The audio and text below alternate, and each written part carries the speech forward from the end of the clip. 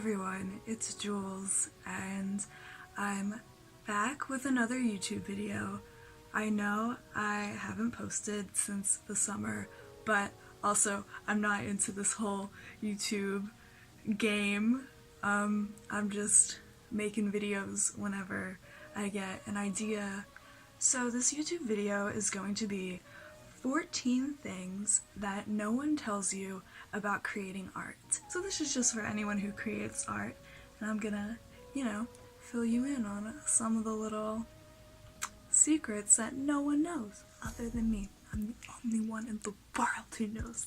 You might not agree with this list, and that's okay. These are just a bunch of arbitrary points that I came up with. The first thing I'm gonna start off with is modern art. It can be bad. It can be really stupid and frustrating, and this is something that anyone who's not in the art world will always say. They'll be like, a white canvas? I don't get it. Like a red dot on a canvas? I don't get it. Yellow canvas? I don't get it. The toilet? I don't get it. And you know what? And then there's retaliation from people in the art world who are like, no, listen, if your child could have done this, then why didn't they? If you could have done this, then why didn't you? And that's the point. And it gets you to think about all of these things. Listen, from someone who's in the art world, kind of, like one foot in the door. I'm in college, I'm not out in the real world yet. I haven't been through all of my art histories. Maybe my mind will change, but listen, as an artist, I think that a white canvas is pretty stupid and pretty pretentious. And it is always art, isn't it? But it's not always good, and a lot of it is fucking stupid. In my art history class, we had to go around saying our least favorite type of art, and there were a good amount of people who were just like, modern art? I don't get it. And you know what? That's just the way it's gonna be. Second thing is that more money isn't always better when coming to supplies. So I watched this video on YouTube about how when you spend more money on art supplies, you treat your artwork with better care, which makes sense, but not all of the time. You don't always need to buy the most expensive art product. I'm in college, so I'm just buying the cheapest products when I can, unless a professor asks for a specific brand, because this is just student level work. This isn't any work that I'm gonna sell or anything along those lines, so I'm not gonna go out and spend $20 on a tube of oil paint if I've never even practiced with oil paint before. Sometimes you can definitely tell the difference between low quality grade, which is just for anyone, and student grade. A Crayola colored pencil is gonna be shit, and when you pick up a Prismacolor pencil for the first time, you're gonna be like, whoa, this is so great and waxy and amazing and smooth, and that's what happens. So student grade is pretty important, but don't leap in and get a professional art grade when you're not a professional artist, and don't feel limited by the quality of your supplies, because you can still create art, and it's about your ideas, the way that you're able to convey your artwork rather than the actual quality of your products. So if you don't have a lot of money, which a lot of artists probably won't, don't feel bad about yourself for not having the highest grade art supplies. The most important thing when creating artwork is composition and ideas, and this is something that I struggle with because I'm not a very conceptual artist. I'm a very technical artist where I can look at a still life and draw that still life, but as far as ideas, I don't think I'm very conceptually based, which is something that I'm working on, and composition is also so incredibly important. Think about it this way: you could watch a Wes Anderson film and it could be the most aesthetically pleasing film ever, but if the story isn't there, then you're ultimately going to be bored watching it. And the same thing goes for art. If your idea isn't there, then the entire thing is kind of pointless. And there's definitely a market for pretty pictures, and that's like what a lot of artists like myself like to create, is pretty pictures where you look at it and you're like, wow, that's a portrait of Rihanna, it looks like Rihanna, it's beautiful. But the point of art, and what no one's gonna tell you, is that you really need to dig in and get deeper than that, which is something that I think will come with age and with time and learning and experience. But the sooner you start, the better you'll be. Another secret, this is a good one, this is a little juicy secret, is that people trace things. There are professional artists who trace pictures, and no one outside of the art world would ever know that things can be traced. And that's why, like I kind of previously said, drawing a pretty picture isn't always all that it's cracked out to be, because I personally don't care if you can draw Rihanna and make it look exactly like Rihanna. What's the point? What's your creative twist? But yeah, people trace things. Drawing from life is as important as your teachers and your professors make it out to be, because ultimately drawing from life trains your eye how to see things the way that they are rather than the way that you want to see them.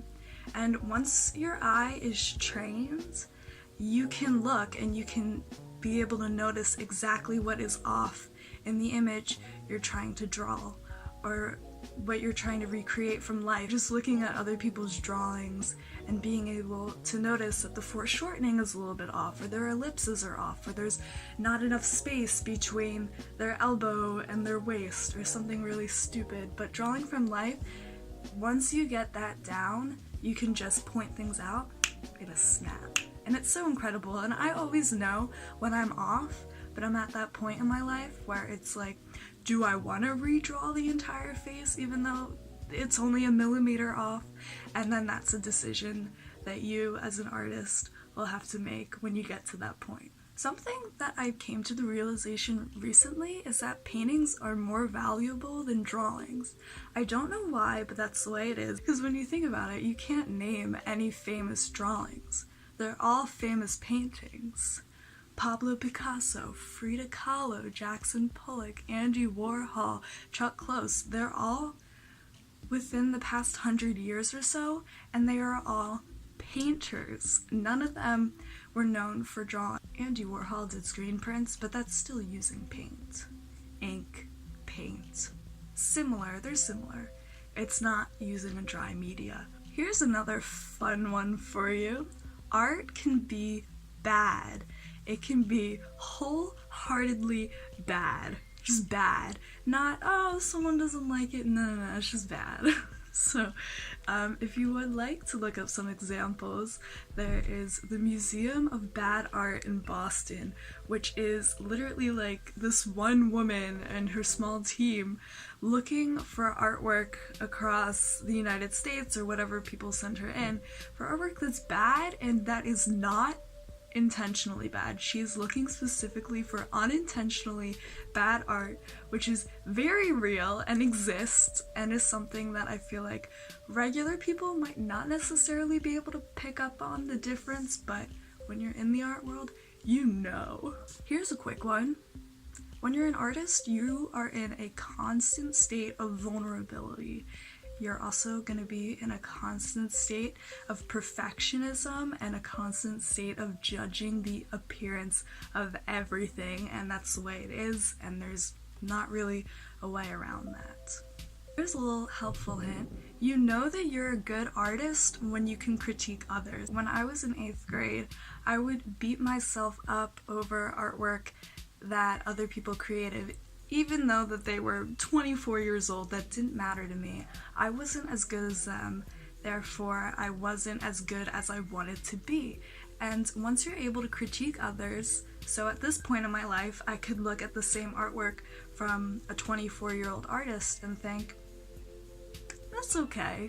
And just getting to that level of being able to point out what you like and what you don't like about somebody else's work shows you that you're really improving and evolving as an artist, and that you're probably getting pretty good at it. You're probably getting the hang of it. No one tells you that when you're an artist, you are literally a starving artist. In college, my classes are 2.5 hours long. I only have a 30-minute break, which isn't enough time to eat, and another 2.5 hour class. So, you're gonna be starving, and you're also gonna be starving, so there's that. No one will understand how hard art history is unless you're in art history. At least at my college, the art history course is pretty rigorous, but it also depends on your professor, and no one outside of art history is going to understand that. Alongside this, no one is going to understand how much work you put into your art classes. You know, your classes are going to be twice as long as other people's classes, and you're spending all this time outside of class to work on your projects, and just no one gets that. No one gets that you're in the studio literally all day as a freshman doing who knows what, for fuck's sake, and that at least you get to leave at midnight and get sleep. When your sophomore year, there's going to be no sleeping. You know, another thing is you're probably gonna hate all the art you make, and that's just how it goes. You just hate everything out of 10 pieces, and then you like one and you're like, fuck, dude, I did it, and then you're gonna hate the next one. It's just the way that it is. My last thing isn't that exciting, but it's really important to understand the difference between the commercial art world and the fine arts world. I'm interested in pursuing commercial arts, so that's things like graphic design or illustration, where you're working for a client or for a company to create what they want, whereas the fine arts world is when you're probably going to be a painter and you are submitting your pieces to galleries in order to get sold. And they're two very different worlds, and I think it's harder to become a fine artist, and a fine artist is what the average person thinks of when they think of a starving artist. And it's unfair to describe commercial arts as along the same lines as fine arts, because they're just not the same. They're both totally different. And that's it. That's all I have. It was kind of a weird list with things totally unrelated to one another, but that's what I came up with, and I hope you learned something. I hope I didn't hurt anyone's feelings. You might disagree. It's totally fair if you do disagree, because I'm stupid. I don't know what the fuck I'm saying. I'm just spitting bullshit into your ear for however long this video ends up to be. But yeah, if you like this video, let me know. If you have any requests for more videos, let me know. And maybe I'll make more videos. Maybe I won't.